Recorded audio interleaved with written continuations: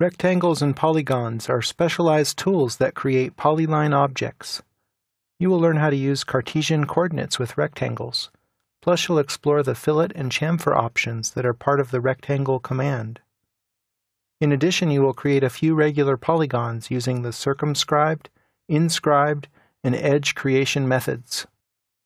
Both the rectangle and polygon tools are located here in the flyout on the Draw panel. Let's start with the rectangle tool. It says specify first corner point, or there's two different coordinate values there. Now I'll click a point and watch what happens when I move the mouse.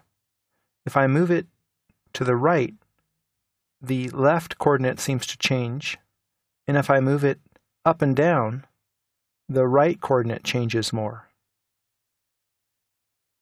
This indicates what we're looking at, the x and y axes. So the first number is the x-coordinate, and I'll type in a number. Let's try 10.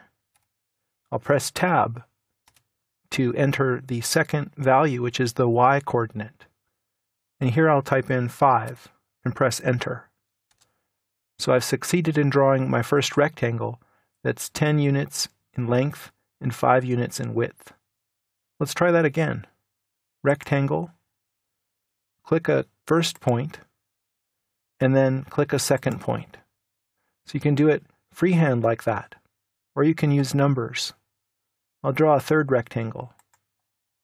This time, let's say we want the rectangle to go over this way. So we'll have to specify a negative x-coordinate because it's to the left of the initial point. So I'll type in negative 12, Tab, and then positive 8. Enter. So the rectangle went this way in the negative x direction and up in the positive y direction. Let's try another one, but this time we'll use one of the options. I'll click Fillet, and I'll specify a fillet radius of 3, and then I'll press Enter. Then go ahead and specify the first corner point, and as I move the mouse you can see what's happening. The fillet is a radiused transition between the perpendicular edges of the rectangle. Again, we can specify the dimensions of this rectangle if we want. I'll type in 25, Tab, minus 15, Enter. You can see right here what it entered, at 25, minus 15. You can do that on the command line if you're not using dynamic input. I'll turn that off. Let's try another rectangle. I'll click a point here and type at 15, negative 8. So it made the rectangle 15 units in length and 8 units in width, and it went down from the initial point because I used a negative y coordinate. Now, you may have noticed that the last rectangle that I made automatically came with the same fillet radius that I specified earlier. If you want to clear that out, you have to create yet another rectangle and click on Fillet, and then specify the fillet radius as 0, and that will get rid of that curve. This time let's try a chamfer.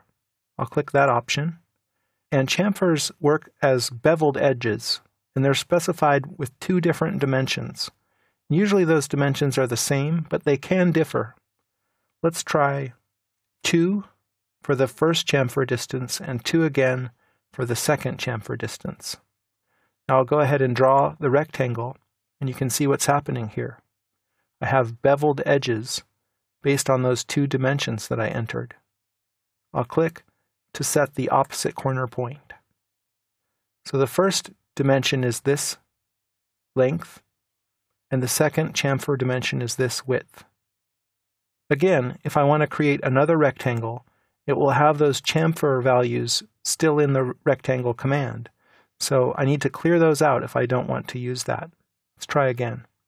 Rectangle, chamfer, 0, 0 again, Enter. Now I've cleared those values out. I'll click a point and click again, and our rectangle command is back to normal, if you will. Now I'll pan over to the side, and let's draw a circle. of arbitrary size. Now you don't necessarily need to have a circle, but this will illustrate the point I want to make in regards to the polygon tool. Go up to this flyout and choose Polygon from the flyout menu. And then on the command line it says Enter number of sides. I'll say 4, enter. Specify center of polygon or edge.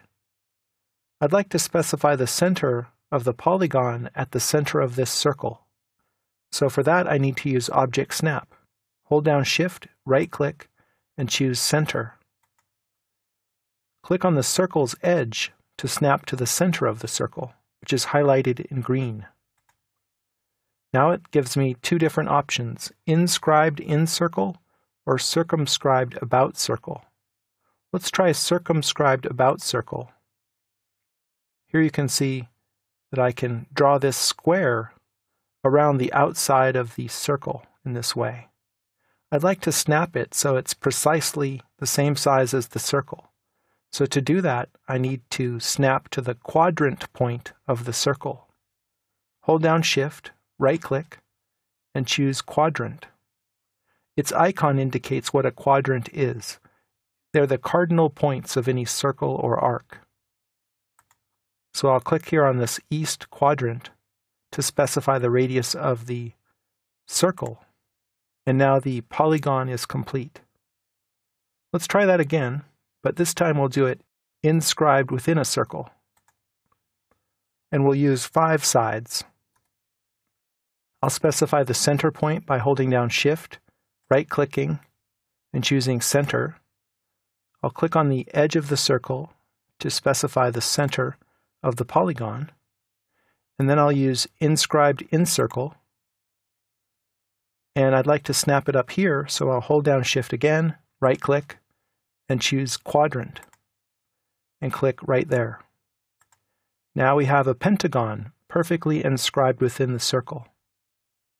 There's one other creation method for the polygon tool. That's Edge method. Let's try this. Click on Polygon. Let's set the number of sides at 6, and then we'll use the Edge option. The first endpoint of edge, let's say it's snapped to the endpoint of this pentagon. The second point of the edge will be snapped to the endpoint of this corner. Now we have a hexagon bonded to the pentagon along their mutual edge. You have learned how to create rectangles and polygons and explored many of their creation options.